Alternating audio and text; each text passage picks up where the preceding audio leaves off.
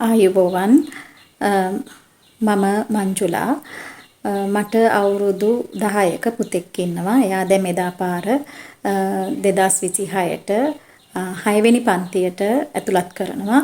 ඉතින් අපි හරි සතුටින් හිටියා මොඩියුල ක්‍රමය අලුත් අධ්‍යාපන ක්‍රමයක් ආව හින්දා. නමුත් අවාසනාවන්ත විදිහට අපේ දරුවෝ අපි හිතුවා යල්පැනපු අධ්‍යාපන ක්‍රමයෙන් මිදිලා මේ අධ්‍යාපන ක්‍රමයට ළමයිව සැකසෙයි කියලා අලුත් දෙයක් ලැබෙයි කියලා අපේ ළමයි කුඩාක් ප්‍රශ්න වලට මුහුණ දුන්නා. ඒගොල්ලෝ මට මතක හැටියට කොරෝනා ඒගොල්ලෝ නර්සරි එකෙන් ඉවත් වෙන්න ඔන්න මෙන්න වගේ තේදි තමයි කොරෝනා ප්‍රශ්නය ආවේ. ඊට පස්සේ ඒගොල්ලෝ ග්‍රේඩ් 1 එකේදී ඉගෙන ගත්තේ ඔන්ලයින් ක්‍රමයට. ඊට පස්සේ ටික ටික තමයි ඉස්කෝලේට ගිහිල්ලා ඉගෙන ගන්න හම්බුනේ. එතකොට එතනදී ඒ ළමයින්ට අසාධාරණයක් වුණා. ආයේ ඒගොල්ලෝ ශිෂ්‍යත්ව ප්‍රශ්නය ආවා. ඒ කියන්නේ මේ නව ආණ්ඩු ක්‍රමය එනකොට එයාලා ඒගොල්ලෝ කිව්වා ශිෂ්‍යත්ව ක්‍රමය අහෝසි කරනවා අලුත් වැඩපිළිවෙලක් ගේනවා කියලා. හරි. ඒක යම් කිසි කාලයකදී ඒක අහෝසි කරයි. ඒක අපිට අදාළ නැහැ. අපේ ළමයි දැන් ශිෂ්‍යත්වෙ ලියලා ඉවරයි. අහෝසි කරනවයි කියලා ඒව ඔක්කොම දැන් හරි. ඊට පස්සේ අලුත් ඉගෙන ගන්න ක්‍රමයක් ගේනවයි කියලා මොඩියුල ක්‍රමය ගේනවයි කියලා ඒකට අපේ දරුවන්ව ලෑස්ති කරා. ලෑස්ති කරා කියන්නේ දරුවන්ට මනසට අපි උනත් අපි දන්නේ නැහැ මොඩියුල ක්‍රමය මොකක්ද කියන්න. හැබැයි අපි දන්නවා ඒක හොඳ දෙයක් කියලා. දරුවන්ගේ මනසට අපිත් ඇතුල් කරා ඔයාලට හොඳ දෙයක් ලැබෙන්නේ පුතේ එහෙම කියලා අපිත් ඒ දරුවන්ට ඒවා කිව්වා. හැබැයි ඒක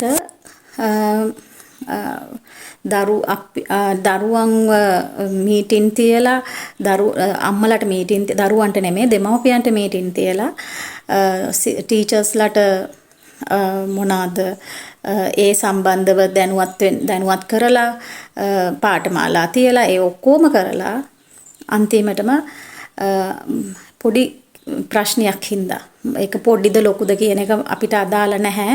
මොකද ඒක විද්‍යතුන් විසින් ඒගොල්ලෝ ඒක හරි ගස්සයි.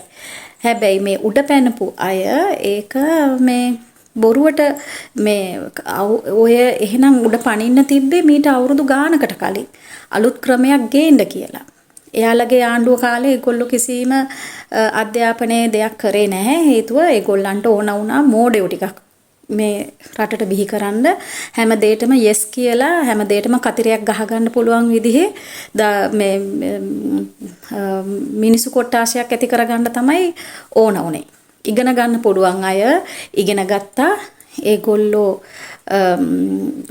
ටීචර්ස්ලා වුණත් මේ ගුරුවරු වුණත් සමහර වෙලාවට ෆේව කරනවා ඉගෙන ගන්න ළමයා. මොකද ඒක අපි ඒකද වරදක් කියන්න බෑ. මොකද ටීචර්ස්ලාට එක පන්තියක ළමයි 35ක් 40ක් ඉන්නවා. ඒ කොම් මැදගෙන යන්න අමාරුයි. එක පීරියඩ් එකයි 2යි 3යි ඒවා එක සමහර ටීචර්ස්ලා ඒ පීරියඩ්ස් වලට එන්නේ. එතකොට ඒක හරි අමාරු දෙයක්. ඒක අපිට තේරෙනවා. එතකොට ඒ හැලෙන ළමයා හැලෙනවා. ඒකට ප්‍රතිකර්මයක් වගේ හැටියට තමයි මේක ගෙනාවේ. මේ මොඩියුල ක්‍රමය ගෙනාවේ බැරි ළමයාවත් ඇදයි යන්න. මගේ ළමයා මේ මොනවාද ලකුණු 95න් ඉහළ ළමයෙක් නෙමෙයි. මගේ ළමයා මධ්‍යස්ථ ඉගෙන ගන්න ළමයෙක්. හැබැයි බැරි ළමයාට කිසිම දෙයක් බෑ. එතකොට ඒ ළමයා හැලෙනවා. ඒ ළමයා තමයි පාරේ රස්තිය අදුක ගහ මේ ඉන්න බලන්නේ. දැන් මේ ක්‍රමයෙන් අපිට තාම මොඩියුල් එකේ අපිව දැනුවත් කරලා තිබුණේ නැහැ. ඒ උනට අපිට එහෙම මෙන් ඇහිච්ච දේවල් වල හැටියට අපිත් යම් තාක් දුරට ඉගෙන ගත්ත අය හැටියට අපි දන්නවා මේකෙන් මොකද්ද කරන්නේ කියලා. ඒ කියන්නේ අර බැරිම ළමයාව හලන්නේ නැතුව ඒ ළමයාව අනිත් ළමයි එක්ක එකතු කරගෙන ඒ කණ්ඩායමක් විදිහට ඉස්සරහටම අරගෙන යන්න තමයි මේක හදලා තිබ්බේ. හැබැයි දැන් මොකද්ද වෙලා තියෙන්නේ? ඒක ආය අර මට අද හරි දුකයි. අද තමයි අපේ දරුවන්ට අද 23 වෙනිදා දරුවන්ට අපේ දරුවෝ අද ග්‍රේඩ් 6 වලට ඇතුල් වුණා. මේ අද තමයි යාලට පටන් ගත්තේ. අර බර බෑග් එකම අරගෙන යන්න සිද්ධ වුණා දරුවන්ට. ඉතින් පව් මගේ දරුවා විතරක් නෙමෙයි හැම දරුවෙක්ම පව්. අර ඔය මේක ඇවිල්ලා අර ටික දෙනෙක් කෑ ගහපු පළියට මේ අකුල ගත්ත දෙයක් හින්දා අපිට හරි දුකයි. මොකද අපිට දේශපාලනයේ වැඩක් නැහැ. කිසිම අම්මා තාත්තා කෙනෙක්ට දේශපාලනයේ වැඩක් නැහැ. අපි බලන්නේ අපේ දරුවගේ පැත්ත. අපේ දරුවට හොඳ දෙයක් දෙන්න. ඒ හොඳ දේ මේ අස්පනා පිටම නැතු වෙච්ච එක හරි දුකයි. උද්ඝෝෂණය කරන දෙමව්පියන්ට මම හදවතින්ම සුබ පතනවා.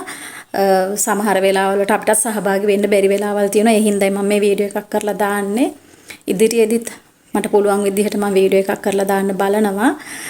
මොකද මේක මාර දරුවන්ට කරපු ලොකුම අසාධාරණේ. ග්‍රේඩ් 1 එකේ ළමයිට ඒක කරගෙන එන එක ලොකු දෙයක්. ඒකට ගොඩාක් ස්තුතියි. ඒ වුණාට මේ ග්‍රේඩ් 6 එකේ ඉඳලා යන දෙමව්පියෝ හරිම අසරණයි. එකක් සමහර වෙලාවට අපිට උද්ඝෝෂණ වලට සහභාගී වෙන්න බෑ. සමහර අය උද්ඝෝෂණ වලට සහභාගී වෙනවා. මේ දරුවෝ පව් මම කියන්නේ YouTube එකේ ඉන්න Facebook වල ඉන්න සෑම කෙනෙක්ගෙම මේ TikTok වල ඉන්න අය පවා පොඩ්ඩක් මේ ගැන කතා කරන්න. මේ සමාජයේ වෙන දේවල් කතා කරන්න. ඒ වුණාට ඊට වඩා මේ ගැන කතා කරන්න අපි මේක ආයේ අහෝසි කරලා නැහැ කියන එක අපි දන්නවා. හැබැයි අපේ දරුවන්ට දෙන්න. මං කියන්නේ ඒකයි. මේ 2026 දරුවන්ට දෙන්න. දෙවෙනි වාරේ ඉඳලා හරි දෙන්න කියලා තමයි අපි ඉල්ලීමක් කරන්නේ. සුදා ක්‍රියේෂන් එකේ මං සුදා අයියට කියනවා මේ ගැන කතා කරන්න කියලා. ඕගොල්ලෝ ගොඩක් දේවල් වලට කතා කරනවා. ඒ වගේම මම නම් වශයෙන් නොකියුවට YouTube එකේ ගොඩක් අය ඉන්නවා මේ සම්බන්ධව කතා කරන අය. ඒගොල්ලන්ට කියන්නේ වැඩියෙන් මේ ගැන කතා කරන්න.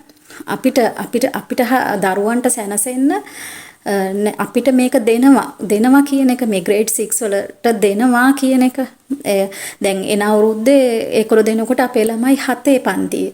එතකොට 7 පන්තියට ක්‍රමයක් නැහැ.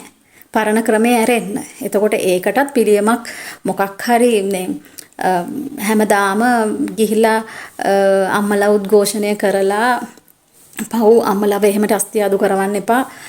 අම්මලා තාත්තලා ඒගොල්ලන් රස්සාවල් කරන අය.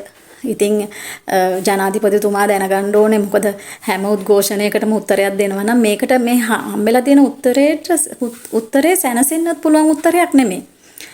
අපි මේක කරනවා කියන එක නෙමෙයි. අපි ඉල්ලන්නේ අපේ දරුවන්ට. මේක මේ අපේ දරුවන්ට දෙන්න කියලා. මොකද මේ දරුවන්ට දුන්නේ නැත්තම් ඒ දරුවොත් පව් නේද? ඒගොල්ලන්ගේ අනාගතේ අපි කතා කරන්නේ අපේ දරුවන්ගේ අනාගතය ගැන. අපි දැන් මේක කතා කරේ නැත්තම් අපේ දරුවෝ වෙනුවෙන් කතා කරන්න කවුරුත්ම නැහැ. ඔය උද්ඝෝෂණය කරන අම්මලා තාත්තලා ටිකකුයි මේ වගේ මේ කවුරු හරි කතා කරන කීප දෙනෙකුයි විතරයි ඉන්නේ. ඉතින් මේකේ වටිනාකම අපි දන්නවා. මොඩියුල වල පොඩි වෙනස්කම් ඇති. වැරදි ඇති. අපි ඒක පිළිගන්නවා. හැබැයි ඒ වැරදි හදන්න පුළුවන් ක්‍රම තියෙන ඕන තරම් තියෙනවා. එතකොට ඔය වැරද්ද හැදිච්ච මේ පොත් ටික නාස්ති වෙන්නේ නැද්ද? ඒ වලට කරන්න පිළියමක් නැද්ද? ඒකට අම්මලා ටීචර්ස්ලා ඕන වෙලේක ලෑස්ති ඒකට ස්ටිකර් එකක් අලවලා හරි මොන හරි ප්‍රතිකර්මයක් කරලා හරි ඒ දේවල් අයින් කරලා දරුවන්ට උගන්වන්න. ටීචර්ස්ලාත් ලෑස්ති නම් දරුවොත් ලෑස්ති නම් දෙමව්පියොත් ලෑස්ති නම් ඇයි ඒක අකුල ගත්තේ? ඒක අකුල ගන්න එපා. අනිත් එක තමයි මම කතා කරන්න අකමැතිම දෙයක් තමයි එක මේ මොනවාද ගෑනු අයට එක වල්පල් කියන්න එපා. මොකද මම මේ මාධ්‍යයෙන් ඉල්ලන මේ හරිම බැගෑපත්ව ඉල්ලන ඉල්ලීමක්. මොකද ඔයාලටත් අම්මලා ඉන්නවා අක්කලා නංගිලා ඉන්නවා ඇති. ඉතින් ඒ වගේ ඒ අයගේ පුද්ගලික ජීවිතවල අපිට අදාළ කරගන්න එපා. මොකද ඒක අපිට අදාළම නැහැ. එයාගේ ජීවිතය එයා ගෙවයි. ඔයාලගේ ජීවිත ඕගොල්ලෝ ගෙවන්න. ඔයාලගේ ජීවිත බලන්න කවුරුත් එන්නේ නැහැ. ඒකින්ද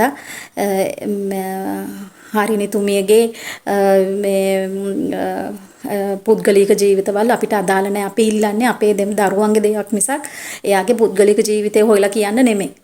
ඒක අපිට අදාළම නැති දෙයක්. ඒක හින්දා කිසිම කෙනෙක්ගේ දේවල් අපිට මේ වැඩක් නැහැ. අපිට ඕනේ අධ්‍යාපනය සම්බන්ධ දෙයක් විතරයි. ඒක හින්දා මම සුදා අයියාගෙන් මේක ඉල්ලීමක් කරන්නේ. මොකද මම එයා ටිකක් ෆලෝ කරනවා. මම දන්නවා එයා බය නැතුව ඕන දෙයක් කතා කරනවායි කියලා. ආණ්ඩුවට බල කරලා හරි අපිට හරි උත්තරයක් දෙන්න. හරි උත්තරයක් දෙන්න අපේ දරුවන්ට දෙවෙනි වාරයෙන් හරි තුන්වෙනි වාරයෙන් හරි කමන්නේ අපේ දරුවන්ට හත්වෙනි පන්තියෙන් හරි කමන්නේ මේක දෙනවද කියන එක අපිව දැනුවත් කරන්න කියලා අපි ඉල්ලීමක් කරනවා. පුළුවන් නම් මේක පුළුවන් තරම් ෂෙයා කරන්න. ඕගොල්ලොත් කතා කරන්න මේ සම්බන්ධව අපේ දරුවෝ වෙනුවෙන්. මොකද අපිට මීට එහා හඬක් දෙන්න දන්නේ නැහැ. මම මේ දාන්නෙත් අවුරුදු 5ක් විතර මම YouTube එක කරලා නතර කරලා තියෙන්නේ. ඒකෙන් මම මේ දාන්න කල්පනා කරේ. මොකද මේකෙන් හරි කවුරු හරි මේ සම්බන්ධව දන්නවා නම් වැරදි දෙයක් කතා කරනවා නම් කතා කරන්න දෙන්න එපා සමාජයට. මොකද හේතුව හොඳ දෙයට වඩා වැරදි දේ තමයි ඉක්මනට සමාජගත වෙන්නේ. ඒක කරන්න දෙන්න එපා. අපේ දරුවෝ වෙනුවෙන් කතා කරන්න 6 වෙනි පන්තියට මේ තිබ්බ මොඩියුල ක්‍රමය අහෝසි කරන්න දෙන්න එපා. ඒ දරුවෝ පව් යහපත් දරුවෝ පිරිසක් ඇතිකරන්න ඕගොල්ලොත් එකතු වෙන්න කියලා මං ආදරෙන් ඉල්ලීම් කරනවා. ස්තුතියි.